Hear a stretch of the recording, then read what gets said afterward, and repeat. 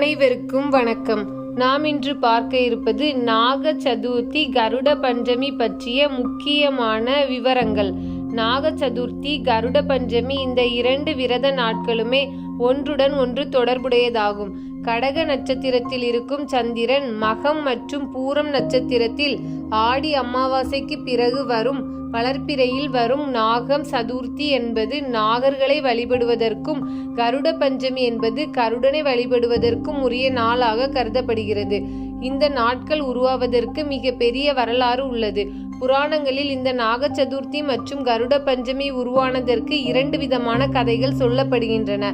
குடும்பத்தில் பிரச்சனை, வழக்குகள், கண்திருஷ்டி, தீய சக்திகள், விபத்துகளில் சிக்குவது, கணவன் மனைவிக்குள் ஒற்றுமை இல்லாதது, திருமணத்தில் தடை, குழந்தை பிறப்பில் தடை போன்றவற்றால் பாதிக்கப்பட்டவர்கள் நாக சதுர்த்தி மற்றும் கருட பஞ்சமியில் விரதம் இருக்கலாம்.